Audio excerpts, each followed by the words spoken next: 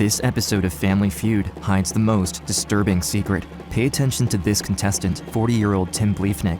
His response to Steve Harvey's question quickly became the most unsettling in the show's history. 200 married people, what's the biggest mistake you made at your wedding? Said I do. After this episode aired, things take a disturbing turn as Becky, Tim's wife of 12 years, is found dead in the family home with 14 gunshot wounds. This brutal crime has had the Quincy community on edge. After her death, police naturally focused their investigation on Tim, the father of the couple's 3 children. However, Tim denies everything. I did not murder Becky. The idea of murdering someone, let alone the mother of my kids, is not any part of who I am.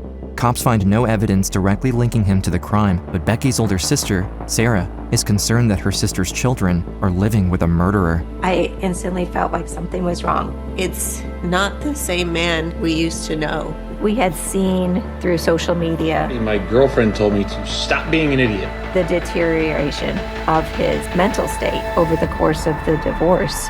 The murder of Becky Bliefnick would remain a mystery if it wasn't for the clues Becky left behind, evidence that would reveal the truth and ultimately help Becky Bliefnick solve her own murder from beyond the grave.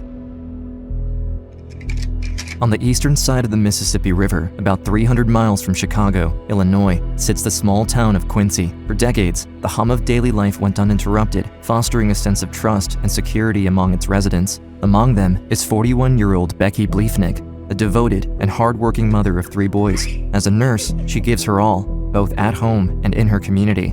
However, on February 23, 2023, things take a disturbing turn, for the worse. It's the end of the school day for the 3 Bliefnick children, and their mother hasn't shown up to bring them home. Becky's absence is completely out of character. Tim arranges to come and get them, all the while trying to get a hold of Becky, but all of his calls go unanswered. He then quickly messages his ex-wife's father, who is also very concerned, to see if he can go check on her in person. As Bill, Becky's father, arrives at her home, he notices the door is slightly open. The house is eerily silent. He calls out Becky's name, but once again, no answer.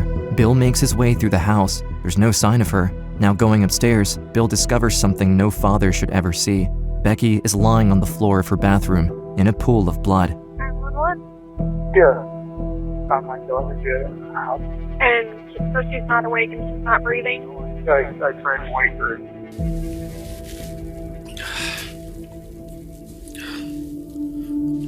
The feeling of finding your daughter in that situation. I have kids of my own, and that'd be tough. After the heartbreaking call to police, the authorities rush to the family's home, but already, detectives are left with more questions than answers. What they know so far is that Becky's body bears multiple wounds. There's evidence of forced entry through one of her bedroom windows. There's traces of shredded plastic around her, but frustratingly, no DNA, fingerprints, or murder weapon has been left behind. While investigators are piecing together the story, an already distraught Bill is forced to break the devastating news to the rest of the family. We don't know anything. But Becky's dead. Reality is suspended. It's so impossible to process your sister's murder. Officials say a family member found 41-year-old Rebecca Bliefnick dead in a home in the 2500th block of Kentucky Road. Without a clear lead on the case, detectives called Josh Jones, state's attorney of Illinois, and his assistant, Laura Keck, for guidance on the investigation. From the first moment when we walked in and saw Becky's body, it was different. You put yourself in the mind of Becky Bliefnick in the last moments of her life, the fear that she had to be feeling. You can't walk out of that house and not be affected by it. As they continue to analyze the scene, they discover Becky's phone behind the bathroom door. This evidence could be crucial to track her last activity. While Josh and Laura start looking through all the content on Becky's phone, a task both lengthy and meticulous, one thing becomes clear. Whatever they find, most likely won't be enough by itself to convict, so they have no choice but to delve deeper into Becky's life to learn more. Little did they know, Becky had actually left them vital clues that would ultimately help solve her own murder. But before we continue, Unseen's mission is to bring the most powerful retelling of survival to light. And thanks to companies like Aura, today's video sponsor, we can keep bringing you more of these stories. And now, we have a task for you. Have you ever Googled your own name? In less than a minute, you should be able to find your phone number, address, and socials. Anybody could get their hands on that. Usually, to protect yourself from this kind of intrusion, you'd need to scour the internet and fight back on your own. For hours, you'd be filling non-contact forms and hunting down the hackers and data brokers who got their noses into your personal life. That's why we're excited to tell you about today's video sponsor, Aura, the all-in-one identity protection service. It takes care of all the steps needed to rid the internet of your private information. The app will track down the robocallers who have been bothering you for years, alert you if anyone looks for your social security or phone number online, and even monitor your credit, making sure nobody has cloned or stolen your cards. If you are concerned about your private information getting into the hands of the wrong people, you'd be happy to know that Aura is offering unseen viewers a 2-week free trial of the service. Click the link in the description at aura.com/unseen to get a 14-day free trial of Aura and start protecting yourself today. Thanks to Aura for sponsoring this video. And now, back to the case of Becky. Back in 2013, 10 years before her murder, Becky is a young college student studying bioscience when she meets a charismatic student named Tim. The pair attend a few classes together and share similar interests, like fitness. Before they knew it, they were falling for each other, fast, and things became serious. In the years that follow, they decide to get married in a beautiful ceremony. Once the wedding was over, it was time to consider what might come next. Becky had always dreamed of becoming a mother, and within 1 year of their wedding, they became pregnant with their first son. They then settle into a modest home in Quincy, with the couple adding 2 more children into the mix. Their home, once quiet, transforms into a joyfully chaotic household of 5. For a time, their life appears to reflect the quintessential American dream. After a few years of family life and working as a top-performing pharmaceutical sales rep, Becky finds herself supporting a close friend who's caring for a child with serious health issues. Tragically, the child passes away, but this heartbreaking experience inspires Becky to shift careers and become a nurse. I wrote this speech because I wanted my friends to know how much she and her son have affected me, inspired me to be a nurse, and challenged me to be a better person. This moment becomes a turning point in her life, now realizing she wants to make a difference in others' lives during their toughest moments. However, one person is not on board with Becky's decision: her husband, Tim. These new long hours mean that he would have to take on more responsibilities at home with their 3 sons. Becky was working her butt off, trying to make it work between her nursing schedule and trying to raise her boys. And she was very frustrated because Tim only acted in his own selfish interests. As tension starts growing in their marriage, Tim makes a surprising move. He signs up for the show Family Feud. For most families, a fun competition show like Family Feud is a chance to bond and share some laughs together. However, there's something strange about this specific episode. Tim decides not to invite Becky on the show with him. Becky tries to brush it off, but can't help but feel rejected by the man she loves. When Tim's Family Feud episode finally airs a year later, the whole town of Quincy excitedly comes together to watch it. The episode goes well, with both teams taking turns making the audience laugh. But then, the next question is asked. 100 married people, what's the biggest mistake you made at your wedding? Tim steps up to answer, and despite framing his response as a joke, the audience, and even Steve Harvey's reaction, are quite telling. Said I do. As he laughs it off, Becky can't shake the uncomfortable feeling that this seems to hint at something deeper, an unspoken truth slipping through his humor, exposed in front of their entire community. That's gonna be a lot of hell to pay at your house. As it turns out, Tim really means that answer. 1 year later, he files for divorce. She was very hurt. She was heartbroken, not so much for herself, but for her family, for her children. A few months into the divorce, Tim moves out of the family home and rents a new place just a couple blocks away so that he can stay close to their children. Becky channels her energy into her nursing career, using it as a foundation to rebuild her life while also prioritizing quality time with the kids. Tim, on the other hand, after his hit appearance on Family Feud, shifts his focus towards self-improvement, entertainment, and public stardom. He takes up acting classes and participates in community theater productions in Quincy, even landing a spot on the competitive TV show American Gladiator. Tim is off and swimming. There goes Brick. Looking to build a broader audience, Tim even turns to social media, leveraging platforms like TikTok to cultivate a more public persona. So at a party, my girlfriend told me to stop being an idiot. Just be yourself. I looked at her and said, you better make up your mind. Meanwhile, the divorce proceedings move forward, and tensions between exes Becky and Tim start to escalate. At one point, I think he asked for 60% of custody and that Becky would get 40% custody of the boys. And he asked for a lot of other things that were similar to that were, in my view, extreme ass in a divorce case. The disagreements and hostility become so intense that Becky decides to take legal action, seeking an order of protection against her ex-husband. In the request, she alleges that Tim entered her residence without permission. She also states that he repeatedly falsified their mutual interactions. Although the order of protection is not granted, the judge orders Tim to return a 9mm handgun that Becky had gifted him back when they were together. However, Tim doesn't seem to remember where it is.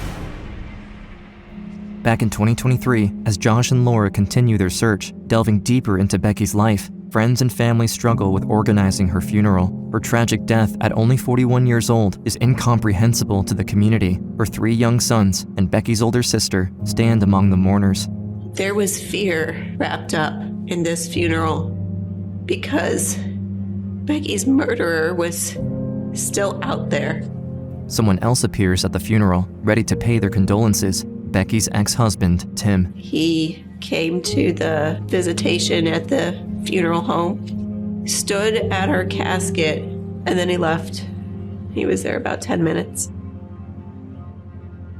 In a quick appearance and even quicker departure, Tim vanishes from the funeral. This unusual behavior sets off something in Becky's sister, Sarah's mind. Josh and Laura listen to Sarah's concerns about Tim. As she becomes increasingly worried about her ex-brother-in-law, the prosecutors finally uncover from Becky's phone analysis one of the more concerning text exchanges she had. If something ever happens to me, please make sure the #1 person of interest is Tim. With this crucial clue, Josh and Laura know they have to act fast. Still having no concrete evidence tying Tim to any kind of crime scene, they make the risky call to track Tim down and attempt to place him in custody for the safety of the kids. We were worried about if Tim was not in custody because sometimes people, when they're desperate, they don't see any way out. They kill everybody around them and then they kill themselves. We cannot let that happen. Ensuring the safety of the boys was the highest priority. So we had set up a surveillance team to follow him, to make sure, basically, that he dropped the boys off at school. But there was some confusion after Tim took the kids to school. It didn't go exactly as we planned. We lost eyes on his vehicle. He did not return to his home. And then other investigators saw the vehicle that looked like Tim's vehicle go down Kentucky Road. So we went down Kentucky Road and we saw Tim's vehicle parked behind Becky's house. As the police team approaches the house, Tim runs out of the back and is placed in handcuffs almost immediately. The children are also found safe, and their father is taken to the Adams County Jail to be held, despite the weak case against him. I was pushing Josh that we need to hold him without bond because I didn't want anything to happen to those boys. I didn't want them to be gone from Quincy. Do you understand your rights in this case? Yes, sir. Not guilty, Ms. Stock? Yes, sir. In Illinois, holding a defendant without bond means that authorities are only given 90 days to prepare for a trial while the defendant remains in custody. The idea that we're going to do a trial in 90 days was incredibly scary to me. In my career, 17 years in homicide, I never even heard of a murder trial going from investigation to arrest to trial as quickly as this one. Josh and Laura know they have to build the best case of their careers. The stakes are higher than ever. If Tim is found not guilty, the children could be at risk. We were going to be ready come hell or high water. Juries expect a confession. They expect that DNA evidence that says 1 in 500 million. We're going to have to show them that that's not what we have here.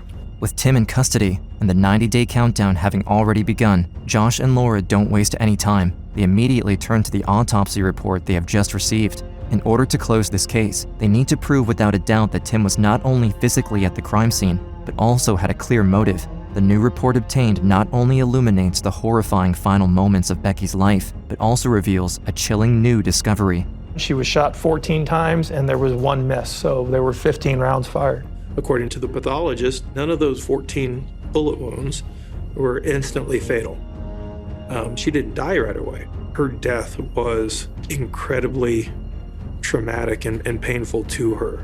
Lying on that bathroom floor in the dark, bleeding to death, paralyzed from the waist down, not able to breathe. Nobody should have to experience that. The autopsy findings offer some new insights. This was a crime of passion. There was someone in Becky's life that harbored a lot of anger and sought vengeance on the night of February 23rd. Josh and Laura's next step is clear, securing a search warrant to her ex-husband, Tim's house. The objective is also clear, finding the murder weapon. We seized iPads, computers, gaming systems, phones, a lot of electronic evidence. We did find a gun safe empty in his bedroom, did not have a firearm in it, which I thought was interesting. And then they found 54 shell casings that had been fired from a gun. Every time a gun fires a bullet, it leaves marks on the shell casing, kind of like a fingerprint. If you're able to find shell casings, you can determine if they're fired from the same gun. The discovery of bullet casings offer a glimmer of hope, but unfortunately, if they come back as a match to the crime scene, they are still not enough to convince a jury that Tim was behind it, as they are still without the murder weapon. While the casings are sent to the lab for analysis, Josh and Laura have only 10 days left before court, and so the pair turns to the Quincy community with a call for help, searching for any possible surveillance footage. We started to look back and try to find surveillance video of the area around Becky's house. They start canvassing the neighborhood and are able to locate a neighbor's security camera in the perimeter. Josh and Laura quickly get their hands on the footage, and then a breakthrough. They spot silhouettes of an individual near her property on multiple nights, seemingly prowling around the home. There was someone walking back and forth in the driveway at a time when somebody shouldn't be in that driveway. The footage is extremely hard to make out. It's too blurry to identify specific characteristics about the individual lurking around Becky's property. And more importantly, it isn't from the night of Becky's murder, but rather the days leading up to it. It could simply be seen as someone at the wrong place, at the wrong time. It seemed like someone was casing Becky's house. We watched that video multiple times to try to see if we could figure anything out. And honestly, all you could tell is that it was a person. Now armed with specific timestamps, Josh and Laura expand their search. Just a few blocks from Tim's house, they uncover more footage, this time showing a man on a bike. In another security camera, they discover the same person on a bike, but this time near her house close to the hour of the murder. Around the time of the murder, there's a person riding a bike in February at 1 o'clock in the morning in Quincy. February in Quincy is cold, and at 1 o'clock in the morning, we're not a bike riding community at 1 o'clock in the morning. So that was strange. Every time you see a person at the Hyman residence, you see a person riding a bike down the road just a few minutes before you see a person on that Hyman video. The trial is now in a few days, and Josh and Laura will have to face Tim in court with still nothing but circumstantial evidence. As they walk into the courtroom, Josh immediately recognizes the presiding judge, Robert Adrian. Judge Adrian had previously overturned a sexual assault conviction in a shocking twist just a year earlier, declaring that defendant not guilty, citing the man's lack of proper criminal history, despite a jury's guilty verdict. Clinton was not guilty.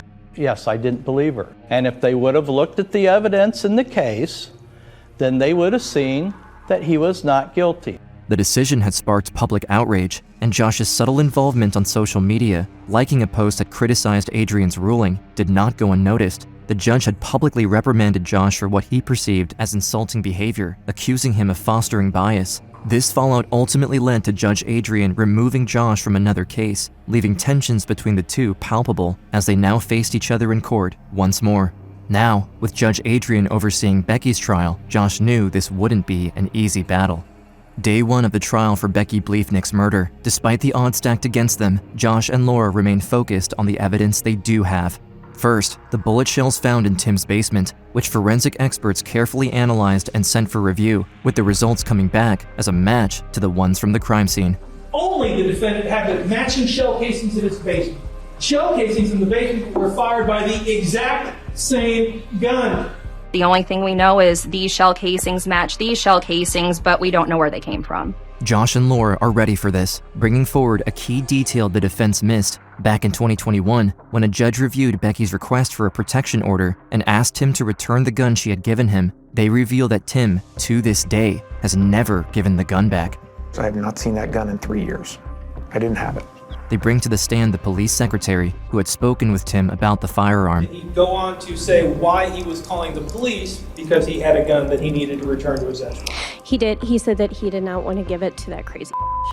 For the final subject of day 1, Josh and Laura introduced the evidence regarding the shredded plastic found near Becky's body. Investigators revealed that the plastic originated from an Aldi grocery bag. And then in the defendant's house, we found stacks of Aldi bags. He'd fired through an Aldi bag either in an attempt to muffle the sound or to catch his shell casings. Everybody in town has Aldi bags that they're hoarding. They could have came from Becky's house. As day 1 of the trial comes to a close, Josh and Laura are left uncertain about how the jury has received the evidence so far. Both the defense and prosecution teams had good arguments, and Tim seems confident. However, for tomorrow, what the jury doesn't know yet is that the duo had recently uncovered a new piece of evidence that could turn the trial in their favor.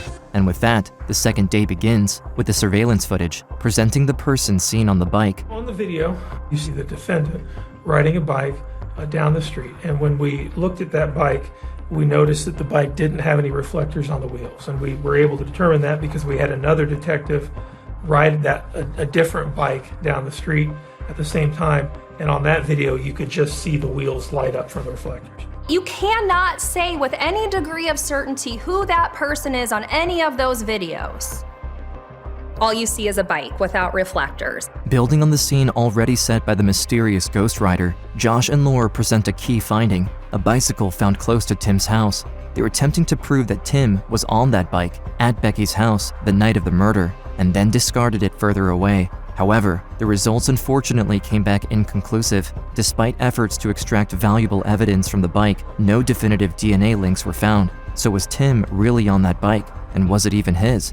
Once again, Josh and Laura are prepared. We were able to download information off his phone, and we found that Mr. Bliefnick had a what I'll call burner or fake Facebook account for the name John Smith. Through further investigation, they had discovered that Tim purchased a bike of the exact same model found near his house. This revelation further connects Tim to the crime scene and strengthens their case against him. Following their gut, they show the jury some interesting timings between the home surveillance footage and Tim's digital footprint. The computer activity revealed that, for several nights right before the unknown figure was captured at Becky's house, Tim's devices were deactivated.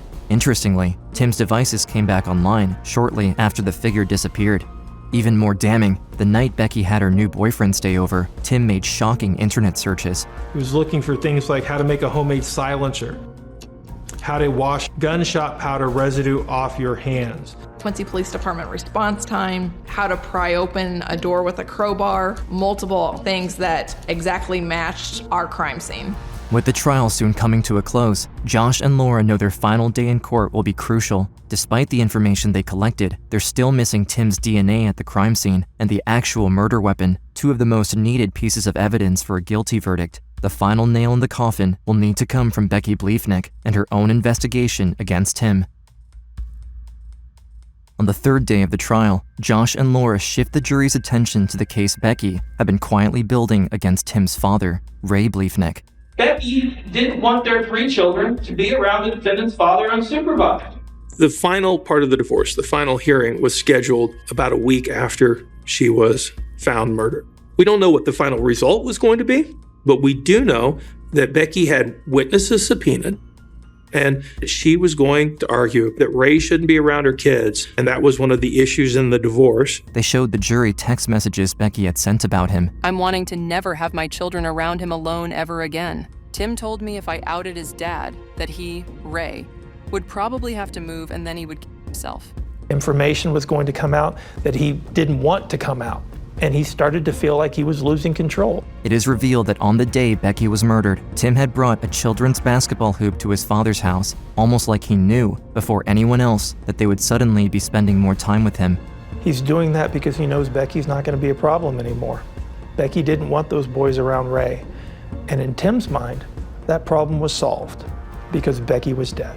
I really don't buy that because the boys weren't restricted from seeing Ray to begin with. All of those allegations were in pleadings that her attorneys had filed, and at that point were already a matter of public record. They proceed to show even more text messages from Becky, where she showcased his increasingly troubling behavior, including clear moments of jealousy, control, and threats. There was no question now that the fun, happy-go-lucky public persona of Tim Bliefnick was nothing like who he revealed himself to be behind closed doors.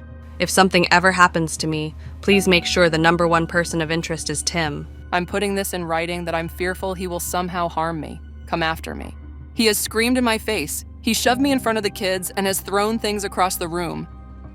I truly believe Tim has serious mental health problems and he is becoming more vengeful and unpredictable. A heavy silence fell on the courtroom as the remainder of Becky's text messages were read aloud. Her friends, who were present in the room, sat frozen as they realized the weight of the words they had once overlooked. That's a lot of girl talk. I've never seen any pictures of her with bruises, of marks, any allegations of him beating on her. Nothing.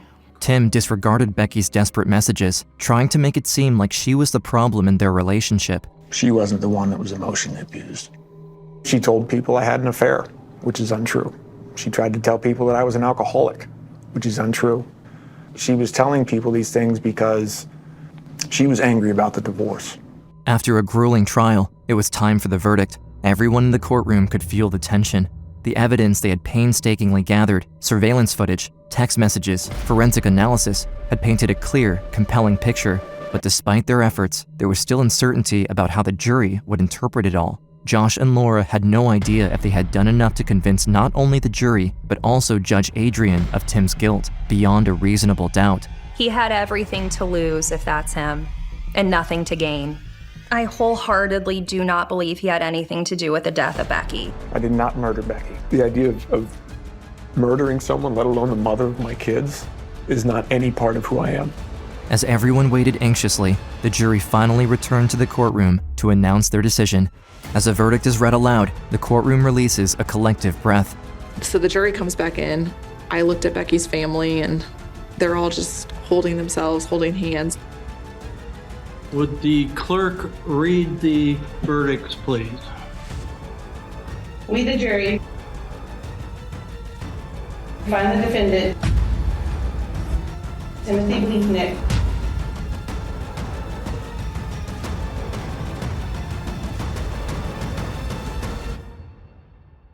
guilty of first-degree murder. For Becky Bliefnick's friends and family, justice has finally been served. It was relief. It was relief. Tim Bliefnick is sentenced to life in prison without parole, ensuring he will never pose a threat to anyone ever again. I remember hearing guilty, and I remember looking over at Becky's father, Bill Postal, and he's just crying. I think he was holding it together for as long as he could. He called my dad to set him up to find her. That alone shows how cruel he really is. It was a sense of relief that they had found him guilty, but it was also a sense of these 3 little boys have now lost both parents. It's not a celebration. Outside the courthouse, Becky's family stands with quiet determination as they address the media. In Becky's memory, they share their plans to establish a fund to support her children and ensure their future. We would like to thank Josh Jones, Laura Keck, who have all worked so tirelessly in pursuit of the truth. Such love and support does help restore our faith that the world does, in fact, have more good than evil. And as they go forward with a certain truth, their father murdered their mother, we ask that you keep Becky's 3 incredible boys in your prayers.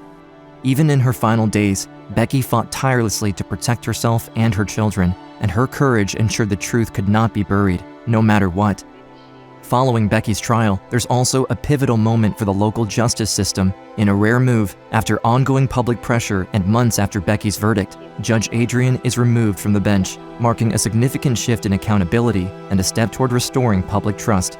Josh Jones, whose relentless fight for Becky's justice had earned widespread respect, is later appointed to fill Adrian's seat as judge. From this new position, Josh vows to bring fairness and integrity to every case that crosses his courtroom. At the same time, Laura Keck is chosen to replace Josh as the Adams County Assistant State's Attorney.